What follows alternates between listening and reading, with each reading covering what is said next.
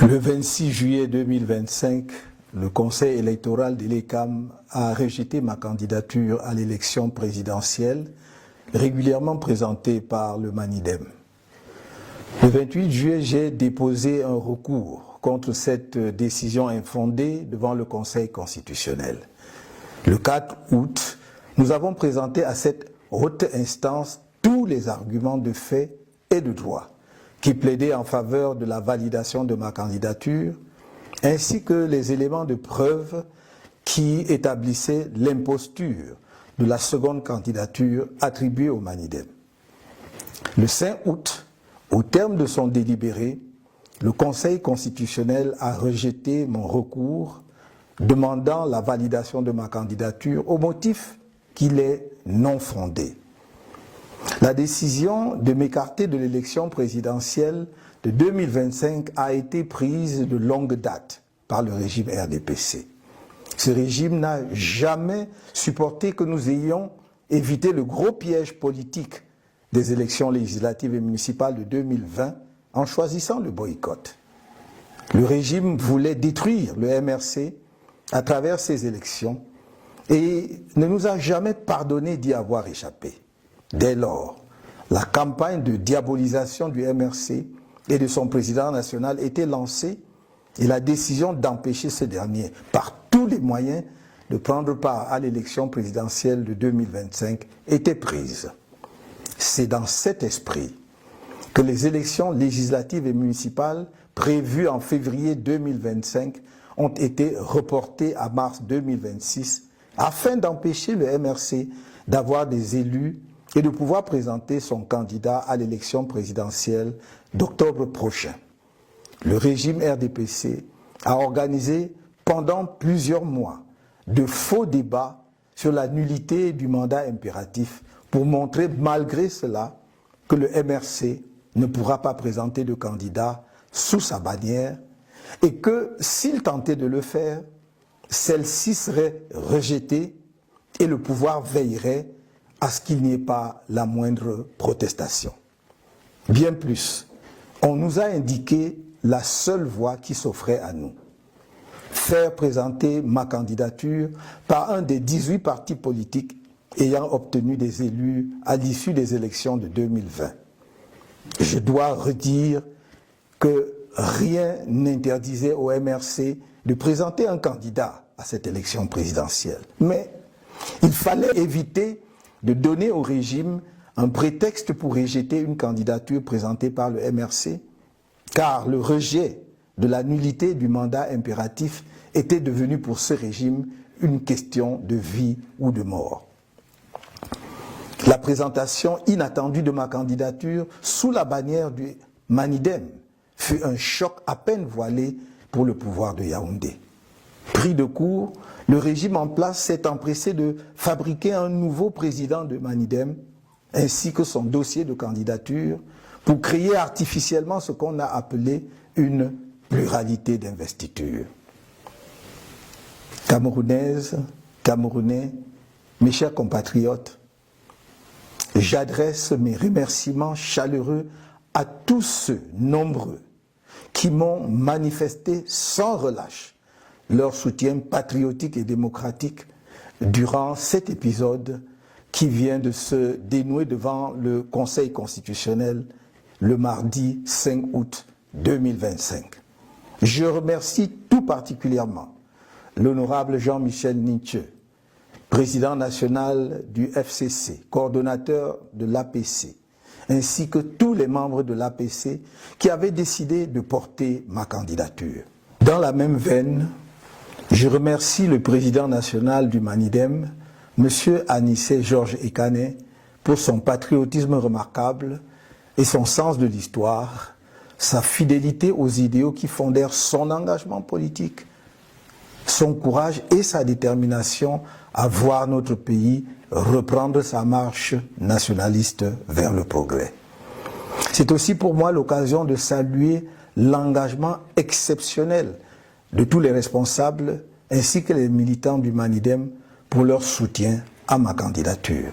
J'exprime ma reconnaissance aux dirigeants et aux nombreux militants du MRC pour leur soutien indéfectible, leur engagement inébranlable et leur courage remarquable face aux multiples épreuves qui lui sont imposées au quotidien par un régime sans inspiration ni aucune vision pour le pays.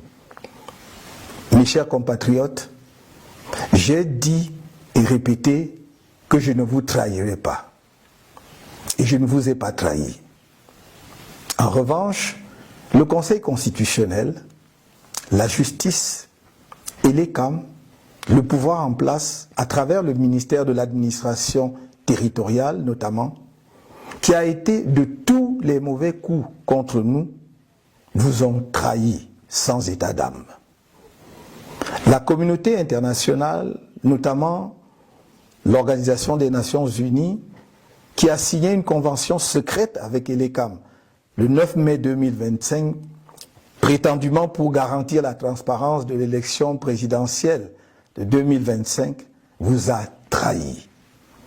Cette communauté internationale, si prompte à se montrer aux côtés de la dictature qui écrase le peuple camerounais, ne s'est pas sentie concernée par le crime politique du régime RDPC contre notre peuple.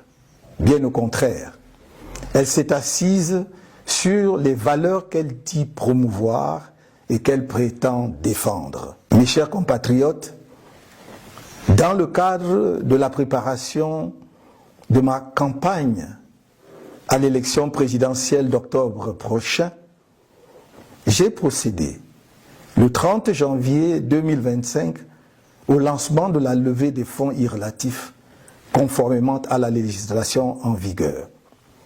Suite au rejet de ma candidature, j'informe l'opinion publique que les contributions pour ma campagne à la dite élection sont désormais closes. En dépit des dépenses déjà effectuées dans le cadre de cette campagne, j'informe qu'il sera procédé au remboursement des contributions reçues dans les comptes bancaires ouverts à cette occasion, ainsi que dans les différents comptes chez les opérateurs mobiles. Des mesures d'ordre pratique sont en train d'être prises à cet effet. Camerounaises, Camerounais, mes chers compatriotes, je suis debout et resterai à vos côtés. La lutte continue. Vive le Cameroun.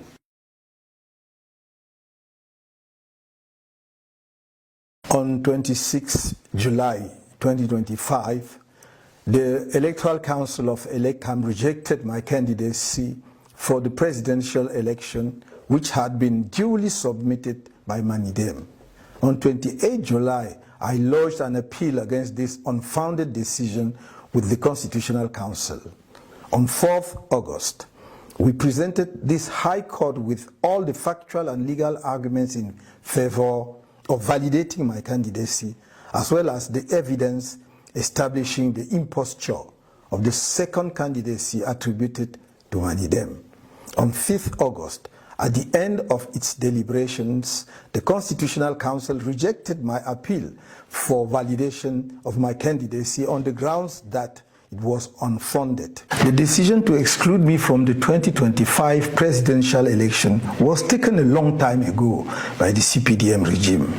This regime never accepted the fact that we avoided the big political trap of the 2020 legislative and municipal elections by choosing the boycott.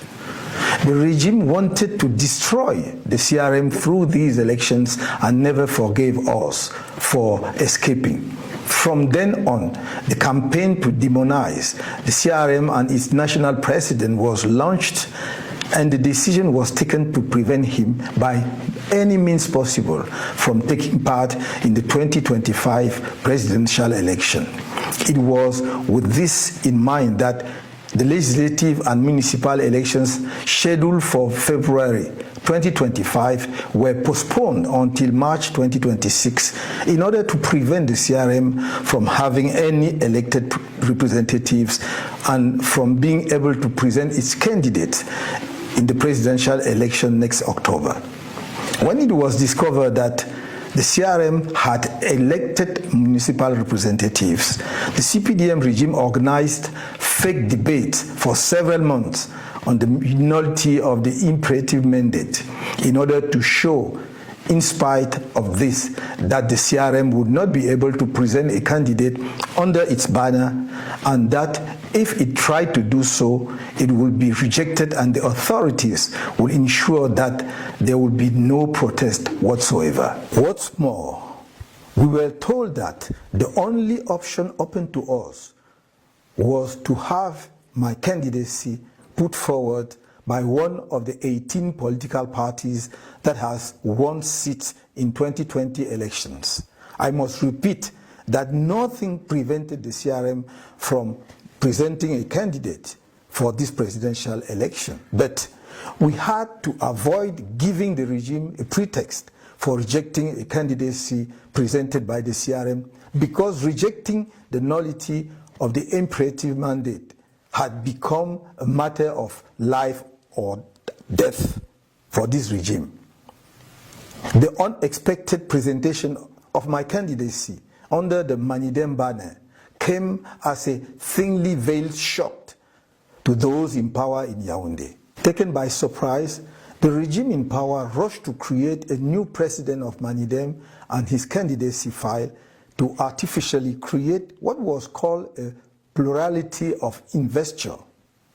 Cameroonians, my dear compatriots, I would like to extend my warmest thanks to the many people who have tirelessly shown me their patriotic and democratic support during this episode, which has just been resolved before the Constitutional Council on Tuesday, 5th August 2025. I would particularly like to thank the Honorable Jean-Michel Ninche, National Chairman of the FCC and the coordinator of the Political Alliance for Change, as well as the members of the Political Alliance for Change who decided to support my candidacy. In the same vein, I would like to thank the National President of Manidem, Mr. Anissé George Ekane, for his remarkable patriotism and sense of history, his loyalty to the ideals on which his political commitment was founded, his courage and determination to see our country resume its nationalist march towards progress.